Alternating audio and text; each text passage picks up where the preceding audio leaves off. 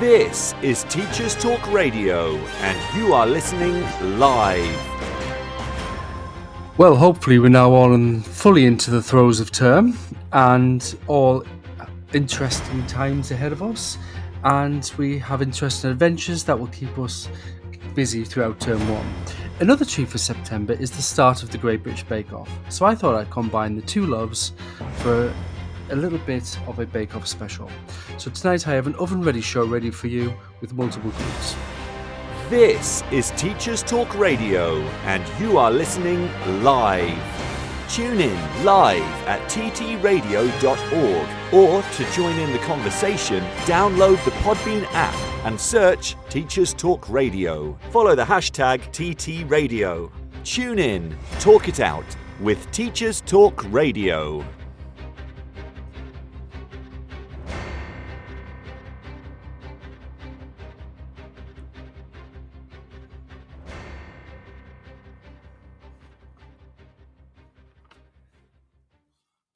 Hey, good evening and welcome to the Thursday Late Late Show with your host, Chris Wilkinson.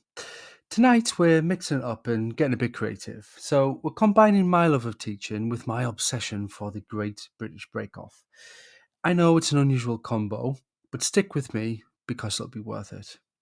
So let's set the scene. Imagine you're a baker on the Bake Off.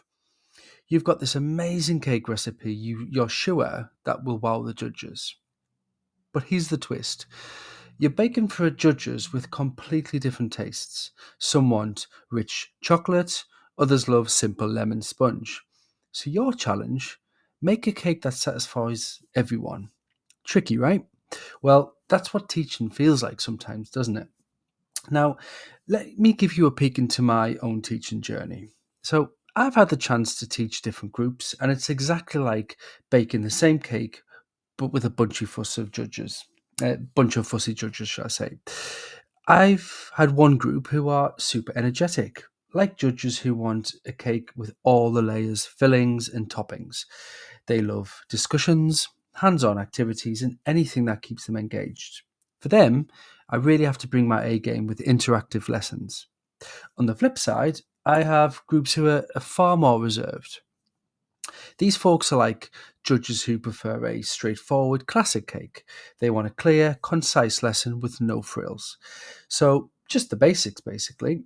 So, I adapt. It was like switching up my cake recipe to suit different palates. But here's where the Bake Off Challenge comes in. As teachers, we need to adjust our recipes for each group. It's not just about delivering content, it's about tweaking how we present it to fit our students' needs. So, with my Lively group, I threw in group projects and collaborative activities. It's like giving them a cake packed with flavours, as we said. They thrived on it. But for the quieter group, I broke things down into simple, bite-sized pieces, but like serving them a classic sponge. It was straightforward, and they appreciate the clarity. So, what's on the menu tonight? What's on tonight's show, and how are we going to fit teaching to various groups, but as, with a bake-off spin? Well, here we go. This is what we have planned. So, I want to talk about our ingredients, or in our case, our students. We'll chat about how to get to know your students' personalities and learning styles. It's like figuring out your judge's favourite flavours.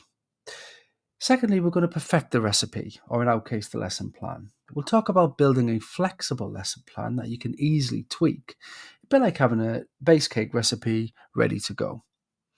Thirdly, we're going to talk about managing the bake time, so the classroom dynamics. This is about classroom vibes. We'll explore strategies for handling both the energetic and the reserved groups. And finally, the presentation, or in our case, the assessment, the feedback. Lastly, we'll dig into how to assess your teaching and gather feedback. It's like presenting your cake to the judges. So grab a comfy seat, maybe a snack if you've got one, and let's dive into these ideas. First up, let's chat about your ingredients, aka your students, and how their personalities can shape your teaching approach. So let's get baking. Teaching. Okay, let's dig into our first topic. So understanding your ingredients. And by ingredients, of course, I mean the students. figuring out their personalities and learning styles. It's a bit like a baker on the Great British Bake Off trying to cater to the judges' favourite flavours. As we've said, you know what each of them likes, but you've got to get creative and really enjoy it. Now, here's a little confession from me. When I first started teaching, I thought I could get away with one lesson plan for all my groups. Now, I teach law, and it's a little bit different to schools because in my college or in my sector, if you like, we don't have sets. So it's not like we have top set, middle set, bottom set. It's just simply we have one group, but because there's more students than we can cater for one group, we just simply do an overfill group into two. And actually, in this case, we actually have three this year because we've recruited very well. So what I am not doing is I'm not catering to tops, middle, bottom. I am simply just, providing to their personalities and their needs. Okay. So when I first doing this, I thought piece of cake, no pun intended. We'll just get on and just get a lesson plan. We'll do one with one recipe. And I just figured champion, that's all we need to do. So I was sure that if I put my heart into one really solid plan, it would work like magic for every student. Because after all, a good lesson or a good cake is a good cake, right? But I was way off the mark. And it became really obvious quite quickly that my lively group, who were thriving on this discussion, was soaking this lesson up like a decadent chocolate cake. But for the other groups, this wasn't the case. Now, for my group that were lively, I once gave them a project where they used sticky notes to brainstorm and post their ideas around the room. Now, we didn't necessarily start off the year with them being A group who were, lively, and B group not being lively. It might just be one or two people that bring the classroom out in them, that we don't have them characters in the other group. So, one or two students might bring them on. So these sticky notes really do this. And this is just one idea, of course. I use other things as well. But they jumped at the chance. The room was buzzing. There was energy as they moved around, sharing and discussing their thoughts. It was just like, say, a rich layered dessert. But then I thought, magic, that worked for them. I'm just going to do the same again. So, copy and paste the lesson plan. Let's get going. So I shifted to the next group, and they were far more quiet because they didn't have them characters. And like I said, the other groups didn't necessarily have all of them, but a couple of characters helped bring the other ones along, which this group didn't have. So I tried things like the sticky note activity, but it just fell flat. The room was awkwardly quiet, and the students just seemed unsure of what to do. And that was my first real experience of knowing that we needed to, shape it up to, you might be doing the same subject, but you really need to accommodate different needs. And it was like I'd served them a cake they didn't like. It was like they didn't know how to dive in, and the activity just didn't land. And that's when it hit me, missing something quite crucial. One size fits all lesson plans just weren't meeting their needs. And, I'm sitting here 12 years later, and perhaps it's really obvious. But as a 23-year-old just coming out of university, you need to learn on the job, don't you? And that's one thing that I certainly did. So I stepped back and do what any good baker does. I had to do a taste test, try different teaching methods with each group, mixing things up. And so eventually for the lively ones, I continued with the collaboration, lots of hands-on, like adding extra layers to a cake. But for the quieter crowd, I simplified things, just simply broke the lesson down into smaller, clearer steps. And just like serving a classic sponge, that was just so easy for them to digest. And here's where it all started to click. I realised that just like on the Bake Off, knowing your judges, or in this case our students, makes all the difference.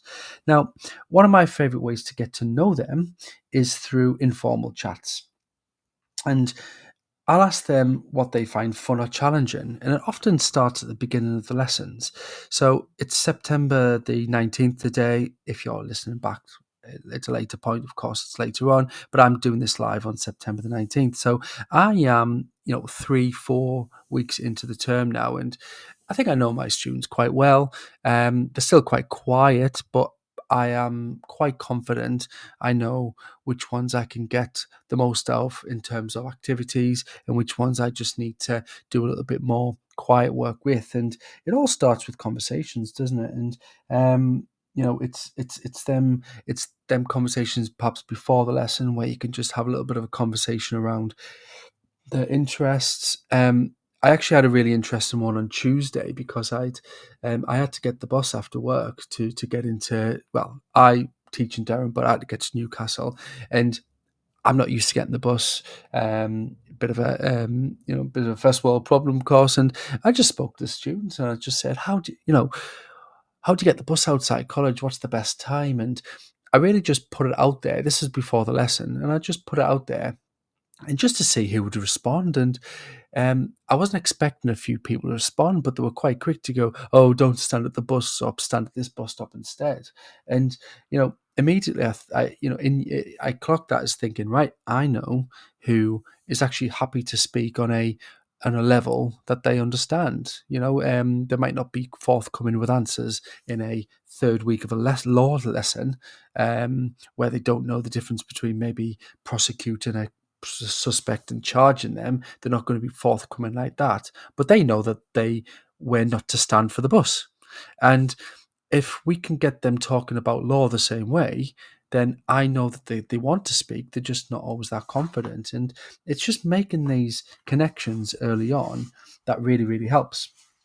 And I think once you can figure out your students' flavors, you can start tweaking that recipe, can't you? And it's not about making a new lesson plan from scratch every time, of course, because I actually asked the same question in all my classes, and I genuinely did get the bus. It wasn't just a ploy just to get people speaking, and it was just nice to see who would be forthcoming with just a chat where we're on the same level, as it were. And it helped inform my lesson plans for future. And it's just making them small adjustments to suit their tastes. And it's a bit more group work here, simpler structure there, and it's just about finding that perfect balance. Now, speaking of balance, I think we'll take a quick break to hear from our sponsors. And I just know that when we're getting to the good stuff, this is the sort of thing that we want to dive into more. So we're going to take a break to hear from our sponsors, and then we're going to come back and have a really good chat about how to perfect our recipe and our lesson plans. This show is brought to you in partnership with John Catt Educational, publishers of professional development books and resources that support great teaching and learning in schools around the world. Don't miss out. Level up your professional development today and visit johncattbookshop.com to explore the full range of titles. Use the code JCTTR2425 for 20% off your order. Happy reading. Introducing Reading Solutions UK. Home to Dreambox Reading Plus, the online reading development programme, improving outcomes for students and schools nationwide. Create stronger readers in your school from Key Stage 2 to beyond GCSE, using Reading Plus's evidence-based adaptive technology.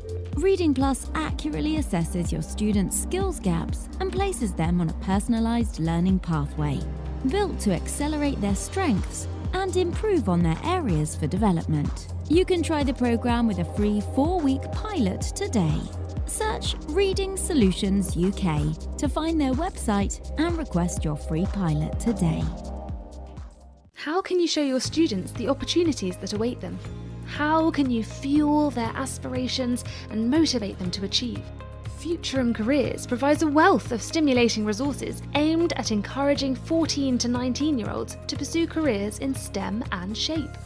We help you to show your students what they can aim for and how. From articles to activity sheets, animations to podcasts, all our resources align with Gatsby benchmarks and are free for you and your students to download. Visit futurumcareers.com and subscribe today. Futurum Careers, helping teachers to inspire the next generation. Get set for the year ahead with the Bloomsbury Education Back to School sale. Save 30% on all Bloomsbury education books until 30th September. From the very best in research-led practice to trusted advice on inclusivity, behaviour and curriculum design, we've got something for everyone. Visit bloomsbury.com/B2S sale to shop now and save 30%. Bloomsbury Education, books for every step of your teaching journey. Teachers, mark your calendars for BetUK 2025, the world's biggest EdTech event. Join over 30,000 educators at the Excel London from the 22nd to the 24th of January. Discover the latest EdTech innovations, network with peers and access hundreds of hours of CPD. Did we mention it's 100% free for educators? Whether you're looking for inspiration or practical tools to enhance your teaching, BET has it all. Don't miss this opportunity to shape the future of education. Register today at uk.betshow.com. That's uk.betshow.com. All right, welcome back to the Late Late Show with me, Chris Wilkinson. Now let's get into our next topic and waste no time doing so, because I'm so excited to do this show tonight and really, really excited to think about how what is really important to teaching can actually work really well with a bake-off show. So let's get doing this. And I just want to talk about perfecting the recipe, or in teaching terms, just crafting the flexible lesson plan. So how I see this is, think of it like a base cake recipe where you can tweak and adjust depending on the taste of your judges, or in this case, your students. So here's the thing. I see a good lesson plan as being like a solid cake recipe. It gives you a great starting point, but it also needs to be flexible enough to accommodate the different needs and preferences. Now, let me walk you through what I think is, or how I would like to create a lesson plan that's as adaptable as a great recipe. So bear with me. Let's talk through what I think is the best lesson, or how to craft a lesson plan for this. So I think there's 5 points that we can say here. I think the first one is really to start with a strong base. So just like you wouldn't bake a cake without a solid base, you shouldn't start a lesson plan without a clear structure. So begin with your lesson objectives or your learning objectives. So what do you want your students to achieve by the end of the lesson or the end of the week? I would say the end of the lesson if we're doing a lesson plan. Now, these objectives are your cake's base. They are non-negotiable and they guide everything you do. So, for example, if your objective is to, in my case, study the principles around bail or the criminal justice system, or if you were doing something like, photosynthesis, your lesson plan should include activities and materials that will help achieve this goal. I mean, that's clear, isn't it? And that them activities or them materials, or indeed the formative assessment that you're looking to plan, these are obviously going to vary depending on the group, but the point is they are all driving towards the same objective. So and that's how I see it for my subjects, or for my groups, that they all have the same objective, but of course we do things slightly different depending on their personalities. So this is like deciding you're making a chocolate cake. Everything will be there, which we would build around. Now, that's the first thing, to build a strong base. The second thing, add some layers of flexibility. Now, here's where the magic happens. Just as you can add different layers or flavors to a cake, you can build in flexibility to your lesson plan. So this means having different activities that can be swapped in or out depending on the classroom dynamics or how well your students are grasping the material. So it's your adaptive teaching, isn't it? And I'd say link this to layers of flexibility. So, for instance, you might start with a group discussion. But if your class isn't quite ready for that, or they show signs that they're not prepared to have that discussion, not that they're being naughty and they don't want to, or that they are being rebellious or whatever. It's just that they're not comfortable with that conversation.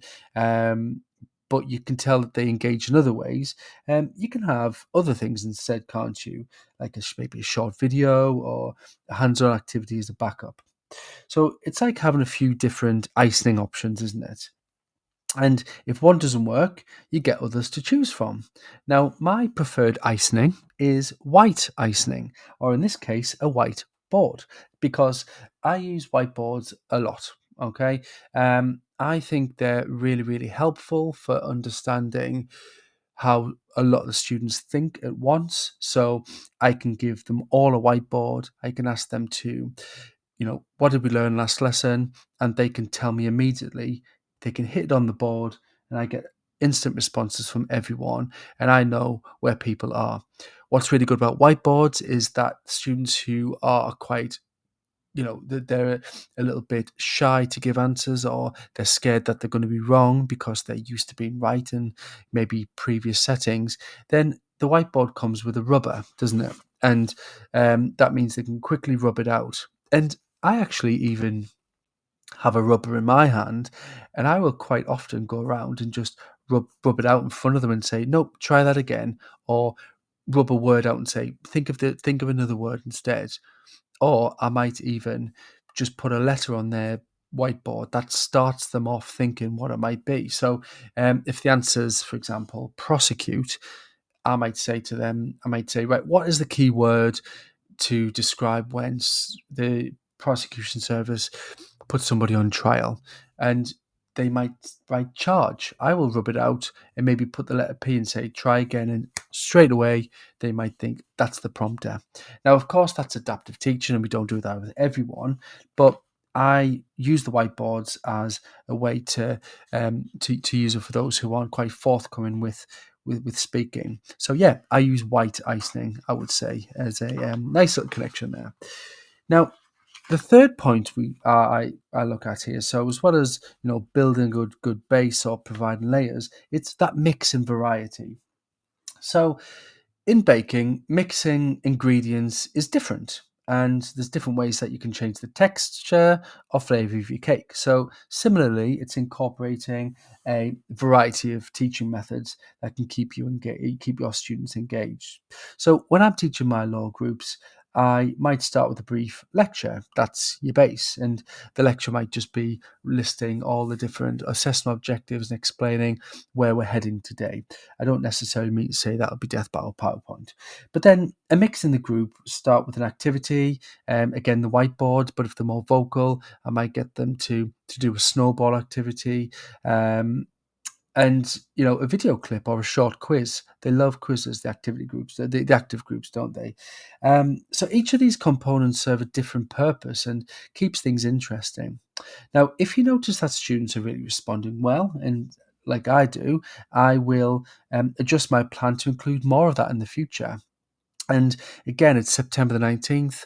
I'm already in a position where I know the whiteboards are going to get used a lot more in one group, and then in another group, I know we can do more interactions. And I actually have another group in my politics group, and what I did today was I got an A3 piece of paper and I got it in half. I got the A3 piece of paper and I folded it in half, and I put them in pairs, and I said, right, I want you to write the answer to this question. It was describe the features of representative democracy. But I only want you to provide me with one feature with a full paragraph. And they had to write so close to each other. And the reason why I did this for, as I said, you're not allowed to speak, but you are allowed to peek at the other person, your partner's work. And if they've got something different to you, you can take a gamble and you can cheat and you can peek what they've got and use it, or you can decide not to use it because you know that you're right, knowing that one of you might be wrong on this. And that's a big gamble with these students in the first few weeks, because you really have to, you're going to take the gamble that they're going to be okay with being wrong and their partner being right. And I think I already know that I can do that with that group. And because I did something with very much, it's still low stakes, but I did something even more low stakes just to make sure of that, really. So yeah, you obviously have to make sure that that's the case, isn't it? And it is refreshing to know that it works for them and that they're okay with being corrected by their peers, which is really good.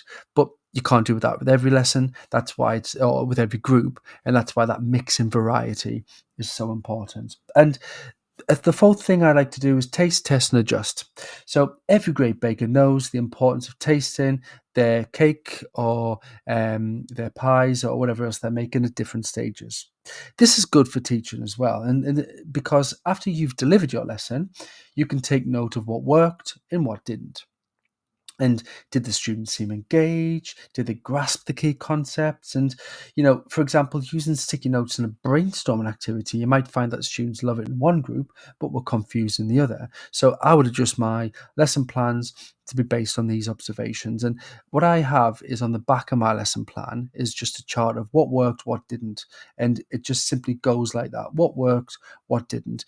And quite often the didn't category can be more, but I'm prepared for that to be the case because I will take risks to see how it works. And I won't take risks where I know it's going to be detrimental to the students, of course, but I will take risks where I know if they've engaged with that, we'll try something different. But again, it might not land, but it might land in another group. And it's just knowing that, isn't it? So, I think it's like tweaking your recipe based on how the cake turns out. More sugar here, less flour there. And, the sugar and the flour is exactly the metaphor for how you plan for teaching, isn't it? And finally, I think we have to prepare for different tastes. And I think we know that, don't we? And just as every baker knows that people have different tastes and preferences, every teacher knows that students have different learning preferences. And we have a few alternative recipes ready, different activities or materials that you can pull out depending on your students' needs. So if you notice that your students are struggling with a particular concept, you might have an extra set of practice problems or different explanations ready to go. And this is not quite differentiation. I'm not saying it is, although it sounds very much like that. It's just, that might not work. Let's have a go at something else. And I'll give you an example of this, okay? Again, when I'm doing the criminal justice program, I might try one crime, but students may get confused with whether or not that's a serious crime or not. So I might make it really obvious that the next scenario is a really serious crime, so they know the punishment will be prison as opposed to maybe community service or something like that. So I might start with a one where it's a bit tricky, but then make it really obvious if needs be, just to further hammer home the point that we do get different sentences, for example. And of course, when we've done all this, we of course reflect and refine, don't we? And after each lesson, I take the time to reflect, like we said. And this reflection's like, reviewing your cake afterwards, what worked and what didn't.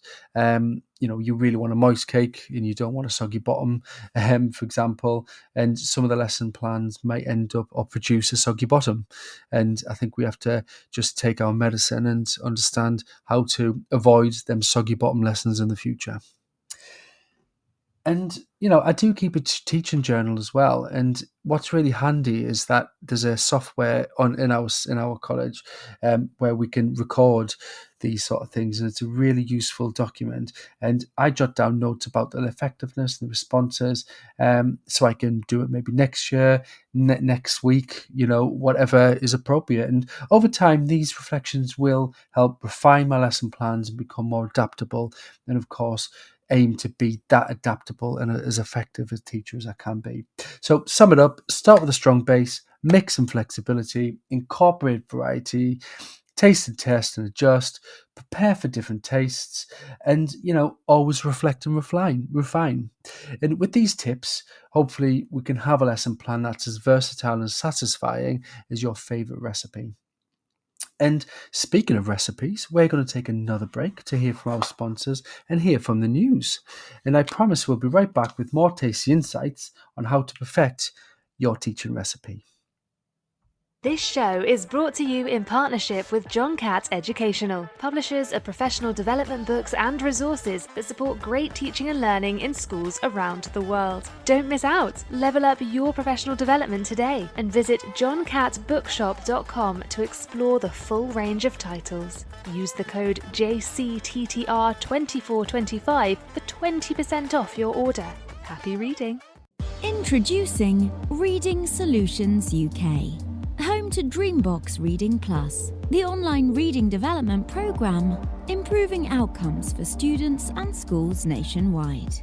Create stronger readers in your school from Key Stage 2 to beyond GCSE, using Reading Plus's evidence-based adaptive technology.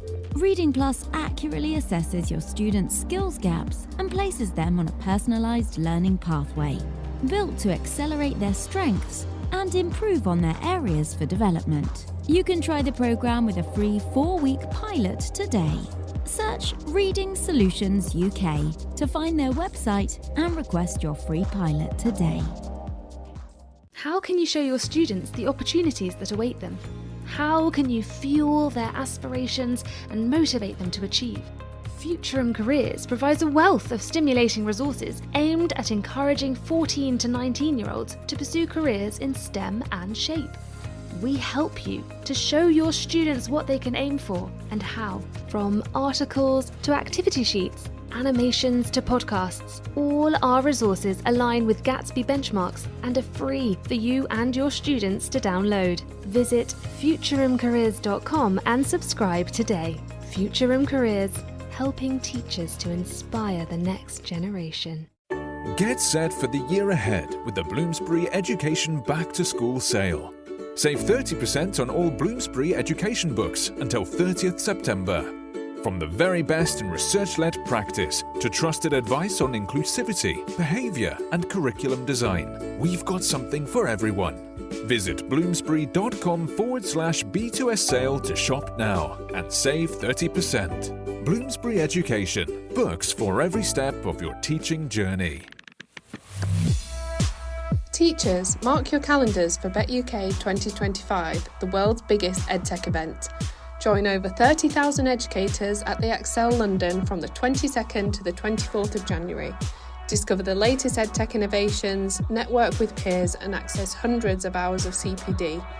Did we mention it's 100% free for educators? Whether you're looking for inspiration or practical tools to enhance your teaching, BET has it all. Don't miss this opportunity to shape the future of education. Register today at uk.betshow.com. That's uk.betshow.com. This is Teachers Talk Radio, and this is Teachers Talk Radio News.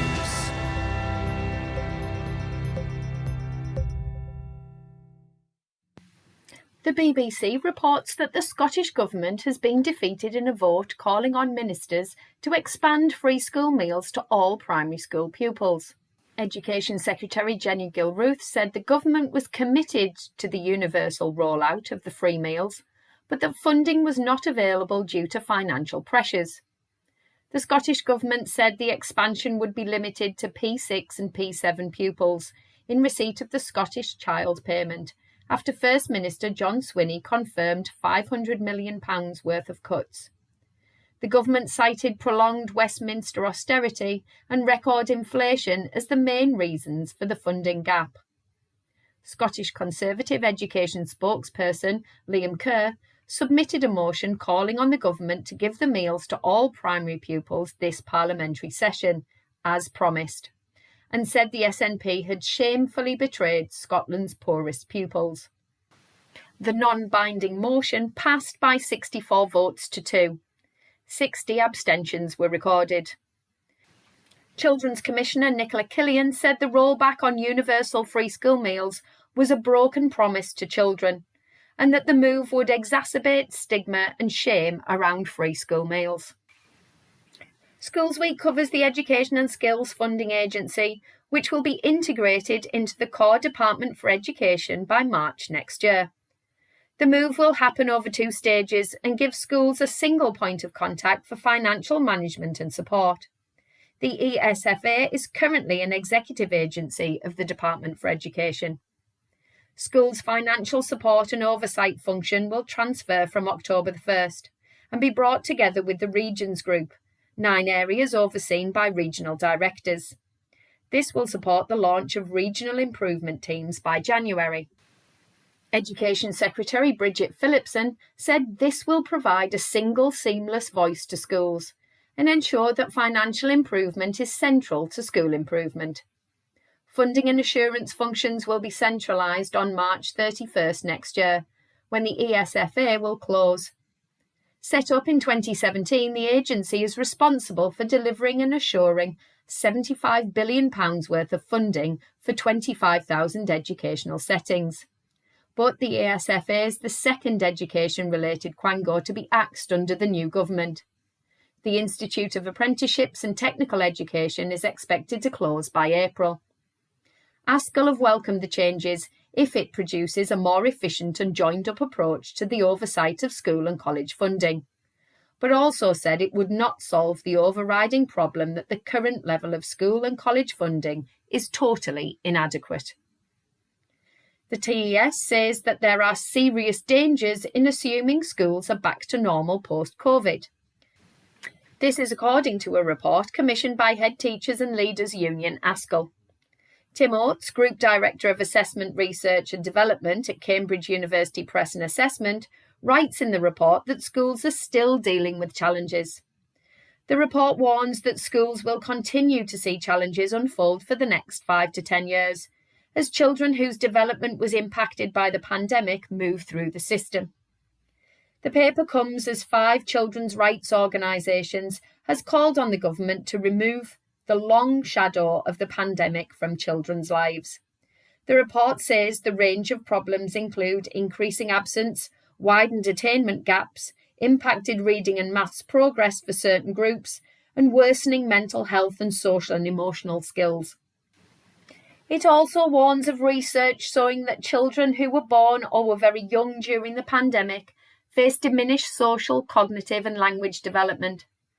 Mr. Oates says the government must urgently work to remedy these problems rather than accepting them. A Department for Education spokesperson said it is determined to improve the life chances of all children. Finally, in the USA, KSBY News reports that California proposes a ban on large loads of homework in public schools. Assembly member Pilar Schiavo has authored the Healthy Homework Act, which would not ban homework, but which would mandate local school boards and educational agencies to establish homework policies that consider impacts on students' physical and mental health, with input from parents, teachers and students. The proposal comes as a survey of more than 300,000 American students, conducted by Stanford University, shows that 45% of students say workload and homework are their number one causes of stress. And 13,000 California high school students who took the survey report an average of 2.5 hours of homework every night. This has been your Teachers Talk Radio News with Joe Fox.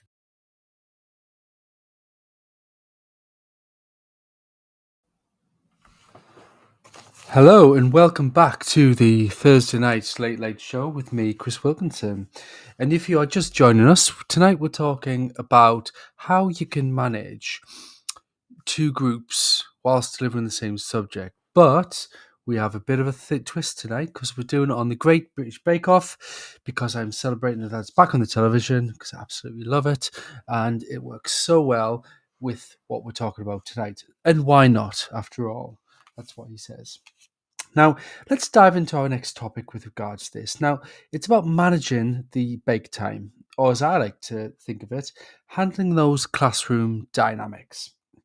So, just like you need to manage the bake time in a cake just to get it right, managing the vibes and energy levels in your classroom is successful if it's done correctly, of course. Now, first of all, let's talk about those energetic, high energy groups. They're like a cake that's rising in the oven. Lots of excitement and activity. The key with these groups is to keep them engaged and focused so they don't overflow and create a mess. So, first thing I think we need to do with these groups is harness their energy. Now, one of the best ways to manage an energetic group is to channel their enthusiasm into structured activities. So, for instance, if I have a particular lively group, I start with a fast-paced icebreaker or a group discussion that taps into their excitement. I love the snowball activity. I think it really gets them going straight away. And if they know they're going to do it straight away, they invest straight away into it. I love it. And they love it. And it's great. But, activities like that, or debates, or interactive games, or collaborative project, they do work wonders. And it's like giving them a rich, multicolored, multi-layered cake with plenty of flavors to explore. And in my experience, I've found that setting clear goals and having a structured plan helps maintain their focus. If they know what's coming up and what's expected, they're more likely to stay engaged. And I think it works as well for groups that aren't into the high energy, the high collaborative projects, because I think it's important that they can see as well that I think sometimes I still do it with them, by the way. We don't shy away from it, but we don't overdo it if I know that it's not going to work. So instead, what I tend to do is perhaps maybe give them reassurance that this might be the only time we're doing this, because next time we'll do something that fits their needs. So it does vary, of course. And in this way, they, as well as the high collaborative groups, have a clear sense of purpose and can channel their energy into achieving those goals. Now, as well as harnessing the energy, I like to use movement and interaction. And another trick is incorporating movement into your lessons. The energetic groups often benefit from getting up and moving around, the old fashioned kinesthetic style learning. Consider activities like rotating stations where students move to different parts of the room for various tasks. Um, or even in the past, I've even done outdoor lessons. It's much more difficult with health and safety now, and of course, the weather permits that. But I have done that in the past as well. So it's like adding a bit of excitement or texture to your cake. It keeps things fresh and engaging. And I actually still think moving around can benefit the low energy groups as well, or students that tend not to favour them sort of things. I think we can still do them activities as well, but maybe lot less tempoed, but still getting them moving. Like, for example, this very day, I did a session where we had one set of students who were looking at one set of questions and another set of students that were doing another set of questions. And this was the quiet group. And they may not be quiet for long, but they're quiet because perhaps it's September and they're not ready to get really into it yet. But I think they will still be quiet, to be fair. But, I got them to move and pair up with another set of people. And what they did there was they spoke through their answers, but it was one-to-one instead in front of everybody. And they like that. So I think that happens with everyone. And I think the third thing to do when looking at this aspect is also managing the transitions as well. So one thing that we have to keep in mind, or I keep in mind, is transitions. So high energy groups can get a bit chaotic, and they're actually, whilst quite fun to teach, they can be quite difficult at times as well when it comes to managing that transition and switching from one group to another. So I need to use clear signals to do that in order to manage the bake time. And these clear signals are a timer to indicate when it's time to move on. And this helps keep momentum going without less energy or spiraling out of control, whereas the other groups tend not to need to do that. And that is on the lesson plan. Group A, absolutely need to be finished by 10 past. I need to put a alarm on, and I might make it a funny alarm so everyone listens. I actually have a metal water bottle I use, and I just literally get a pen and tap it like a bell. They love it, something as simple as that. But they know, it's a bit like, is it Skinner? I'm trying to think from my teaching, behaviorist theory, like, tap the thing and they just stop. It's great. I don't need to tap a large bell and smack it really hard for my smaller groups, because you could just have that conversation with them. So it just depends. Now let's switch gears and talk about the quiet and more reserved groups for a minute, because they are like a cake that needs a bit more time to rise and calm and steady. The challenge with these groups is to ensure that they are engaged, but without overwhelming them. So I like to create a comfortable environment for them.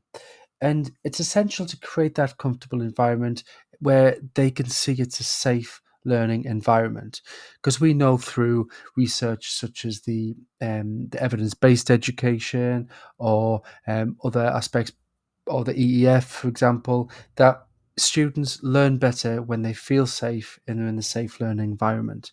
So I might start up with a warm-up activity, get the temperature on the oven going and allowing them to ease into the lesson. And icebreakers do that, don't they? And again, they're not going to be running around the room, but they do like individual reflections or in small groups. So think, pair, share works really well with these sort of groups, because it helps them feel more at ease. And it's almost like refining their answer through 3 different stages pages before they can confidently tell me what the answer is.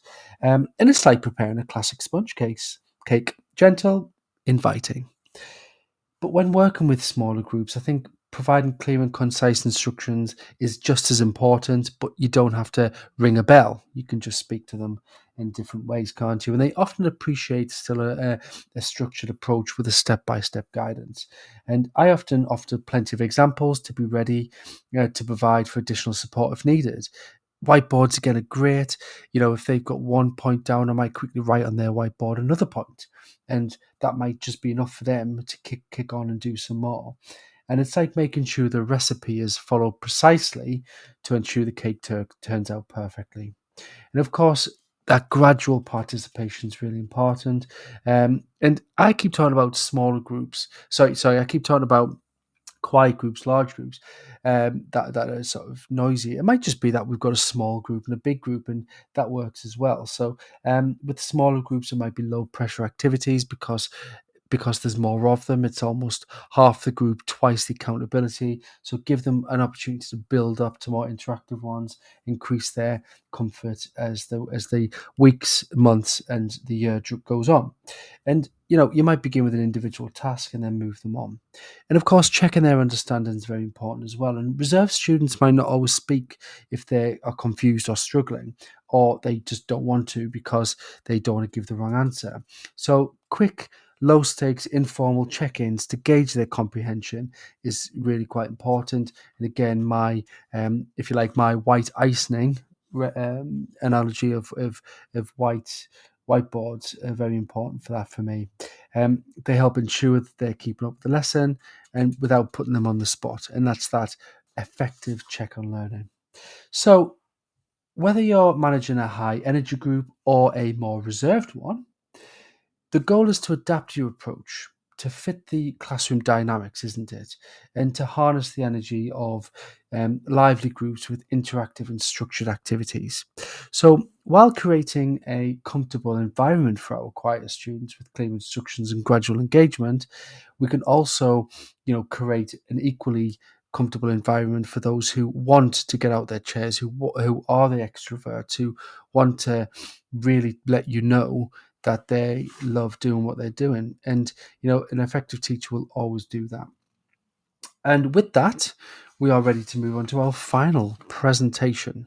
And, like the Bake Off, we're ready now to do our showstopper and get on and present what is an effective way to end a lesson as well. So up next, we'll be heading into our second advert so we can speak to our sponsors once again and catch up on the latest updates from our sponsors and stories. And we'll be with you in a moment where we can continue the conversation and where you can stay tuned and join in.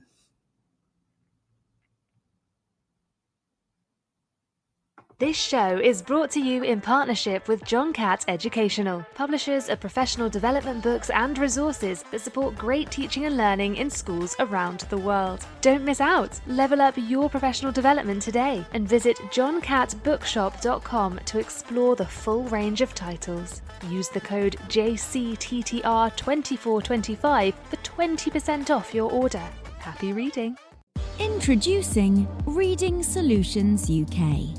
Home to Dreambox Reading Plus, the online reading development program, improving outcomes for students and schools nationwide. Create stronger readers in your school from Key Stage 2 to beyond GCSE, using Reading Plus's evidence-based adaptive technology. Reading Plus accurately assesses your students' skills gaps and places them on a personalised learning pathway, built to accelerate their strengths and improve on their areas for development. You can try the program with a free 4-week pilot today. Search Reading Solutions UK to find their website and request your free pilot today. How can you show your students the opportunities that await them? How can you fuel their aspirations and motivate them to achieve? Future Careers provides a wealth of stimulating resources aimed at encouraging 14 to 19-year-olds to pursue careers in STEM and SHAPE. We help you to show your students what they can aim for and how, from articles to activity sheets animations to podcasts, all our resources align with Gatsby benchmarks and are free for you and your students to download. Visit futurumcareers.com and subscribe today. Futurum Careers, helping teachers to inspire the next generation. Get set for the year ahead with the Bloomsbury Education Back to School sale. Save 30% on all Bloomsbury education books until 30th September. From the very best in research-led practice to trusted advice on inclusivity, behaviour and curriculum design, we've got something for everyone. Visit bloomsbury.com/B2S sale to shop now and save 30%. Bloomsbury Education, books for every step of your teaching journey. Teachers, mark your calendars for BetUK 2025, the world's biggest EdTech event. Join over 30,000 educators at the Excel London from the 22nd to the 24th of January. Discover the latest EdTech innovations, network with peers and access hundreds of hours of CPD. Did we mention it's 100% free for educators? Whether you're looking for inspiration or practical tools to enhance your teaching, BET has it all. Don't miss this opportunity to shape the future of education. Register today at uk.betshow.com. That's uk.betshow.com. All right, now we've done our technical and we've managed the technical challenge of being able to adapt teaching to the various different groups despite doing the same subject. Now, what we'd like to do now is to get onto the showstopper.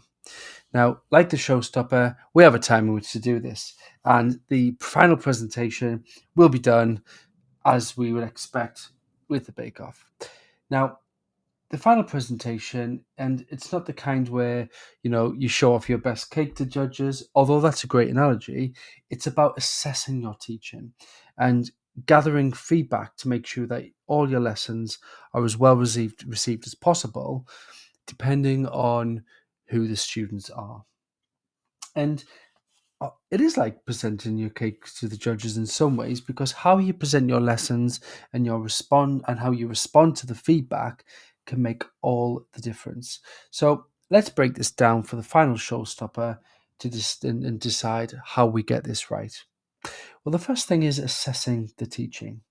And first up, assessing your teaching is like checking that your cake is fully baked, your pastry is fully cooked through, and of course you don't have that soggy bottom lesson. You need to see if it's risen well and if all the elements are in place. So starting with formative assessment. It's like checking the cake's progress while it's baking. These include quizzes, quick polls, informal check-ins during the lessons. They will help gauge if your students are understanding the material as you go. So, for example, you might use exit tickets, where students write down one thing they've learned and one thing that they're still confused about. I've got that on my wall, and we go through a lot of post-it notes to make sure that is there. It gives you immediate feedback on what's working and what needs adjusting. And of course, using summative assessment is important as well. But the formative assessment here works really well because the exit tickets and the post-its and the whiteboards and all these different things can just vary according to different students. Now, I had a particular group today, and they aren't always the loudest, but it just landed. The activity landed today. So, I adjusted the end of the session. We had a quiz. I quickly made up a quiz off the top of my head, but I quickly made up a prize, and the prize was that one set of students get to leave first. They get to actually leave the room first. I mean, it's like 20 seconds quicker, but they went for it. I tell you, they absolutely went for it, and it worked really well. And my other group, they were just happy. Give me one thing you've learned today. Put it on the whiteboard. Put it on the post-it note, and they were fine. Both sets of groups left happy, and I was checked in on their learning, and I was confident that they had risen. Like a very, very well done. I was going to say Victoria Sponge there. I think that's out my remit. I think I could probably just make a standard cake. Whatever it was, they did a good job of it. Now, we have to look at, obviously, summative assessment. This is very important. And this is like your final taste test, isn't it? Okay. And these happen at the end of the unit or lesson, or in our case, most of us, it's at the end of the year when they sit their exam, their final external exams. But I appreciate people listening won't always have students doing that, because perhaps maybe they are a first year A-level teacher that have linear rather than AS, or it might be that you teach in year 7 and you don't have that, or year 8 and you don't necessarily have that summative assessment like you would with GCSE. So, I appreciate it is different forms of summative assessment for everybody. But for us, and for me in particular, it's the exams at the end. And, these are designed to evaluate whether or not the learning objectives have been met.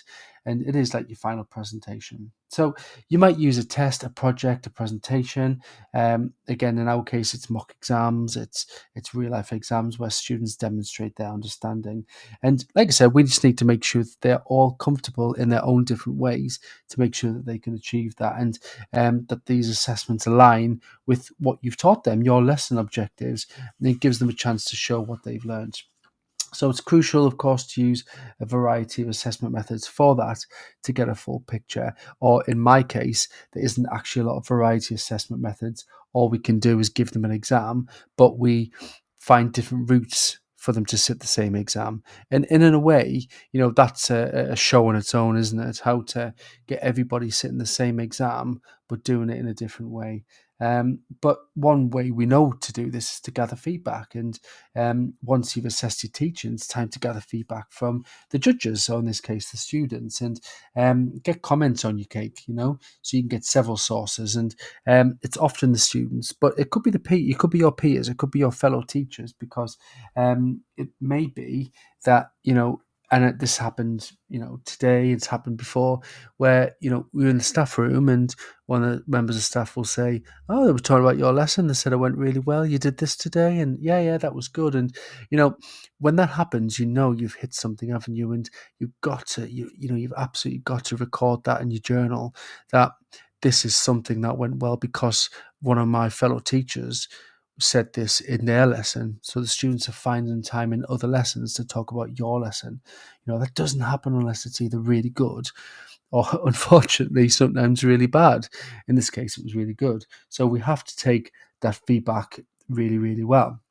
And of course, the student feedback is asking student feedback in the lesson. And it could be anonymous because sometimes they don't like to do it. So it could be feedback forms. What did you enjoy? What could you do differently? I think the idea with these sort of things is, I think it's not necessarily a formal thing where we, get them down and get them all to write, a full-on questionnaire. It could just be, how did that go, do you think? Or, maybe speak to one or two of them about, what did you enjoy about that? Or, I see you weren't quite with that. Was that okay for you? And, and just, it's creating that environment where they feel safe enough to give you honest feedback. And, sometimes they do. And, it's medicine we have to take as well, isn't it? But self-reflection, we can't forget the self-reflection. After each lesson or unit, we need to take time to reflect on what went well, what could be improved. And that's where our journals come in. And I thoroughly recommend a teaching journal if you, if you really want to get the students going the way you want to, then you've got to have the time to reflect on what went well and write it down, because I can often forget what they've said unless it's written down, and that informs future teaching, doesn't it? And once you've gathered the feedback, of course, it's essential to act on it. Use the insights and make adjustments to your teaching methods, plans, activities where possible. And like perfecting your cake recipe, each time you bake, you learn something new and you make tweaks and just about get it right. Now, finally, we have to celebrate successes, don't we? I've done that today. We need to proudly show off our well-baked cake, recognise and celebrate the positive outcomes in your teaching. And if your students are grasping concepts and enjoying the lessons, then we need to share these resources with colleagues in CPD to build on that teaching positive environment. And we need to do that, don't we? So to wrap it up, I think assessing your teaching with formative and summative assessments, gathering and acting on feedback from students, peers, self-reflection, and just don't forget to celebrate your success. Very important. And with that, we are at the end of our show. Now, what I would like to do is thank you very much for joining me tonight or listening back to me as we've explored the technical challenge of one lesson for multiple groups, and looking at how we can do that ultimate showstopper with our feedback as well. Now, my next show will be very, very interesting. I've got a guest on called John, and he's going to tell us all about his experiences in the USA as teaching, and we're going to compare the two. And I really can't wait for that show in 2 weeks' time. So please join us in 2 weeks' time, and you can get involved with the show as always. So stay tuned with Teachers Talk Radio for more valuable insights and strategies to enhance education and empower our students, your teaching, in future episodes. So let's continue to create memorable learning experiences that ignites curiosity, fosters creativity, and inspires lifelong learning. Until next time, thank you very much.